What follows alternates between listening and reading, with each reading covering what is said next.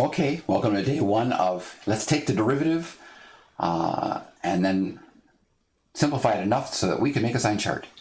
You can see that the problem that we were given was the square root of x plus the cube root of x. I wrote those as power functions so we could just use the power rule. Now I'm just going to take the derivative.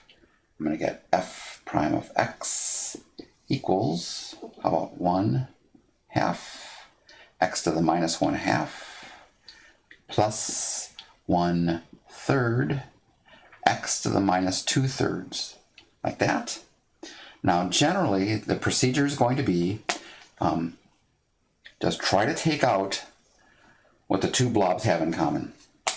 That's it. That's easy to describe and sometimes a little weird to look at. I'm going to take out what I see first. I see they both have a power of x. Now just a reminder that when you take out a power of x, you're always supposed to take out the lowest power, which in this case is minus 2/3. I also want to pull out the constants, which is really kind of weird. I am going to pull out a 1 half. I am going to pull out a 1/3, like this, and we'll see what's left. This will get rid of all the fractions. It's a cool thing to do. Anyways, when I take my 1 half x to the minus 1 half and divide by all of this, the 1 half cancels. The x to the minus 1 half divided by x to the minus 2/3. Let's do this down here, just so you can see what's going to happen. When I take x to the minus 1 half and I divide by x to the minus 2/3, just remember when the bases are equal, you subtract the bottom exponent from the top. So I'm going to get x to the minus 1 half minus a minus 2/3, like that. Yay. And yes, you have to remember how to add two fractions. This is minus 3/6. This is 4/6. So what this really looks like is x to the minus 3/6 plus 4/6 up here like this. So this is actually just x to the 1/6.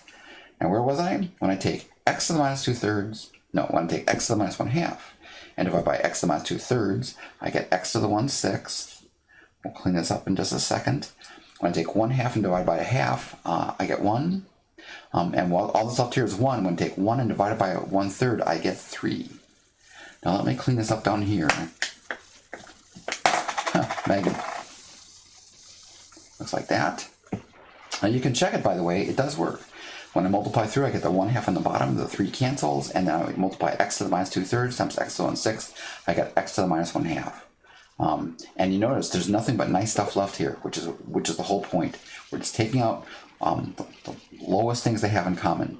Now when I look at my second blob term over here, when I take 1/3 and divide it by 1/3, I get nothing. When I get x to the minus 2/3 and get divided by x to the minus 2/3, I get 1. All this left here is 1. When I take 1 and divide by a half, I get 2. So I get it like that. That looks a lot cleaner and a lot nicer than this in terms of making a sign chart. Usually for making a sign chart, we want a factored top and a factored bottom.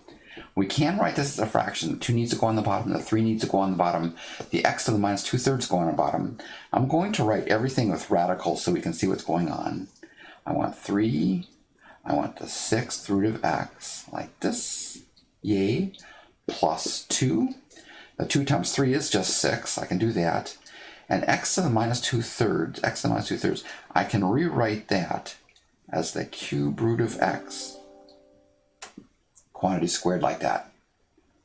And that should work. And it's now in a position to make a sign chart. There is your turn for you to practice on.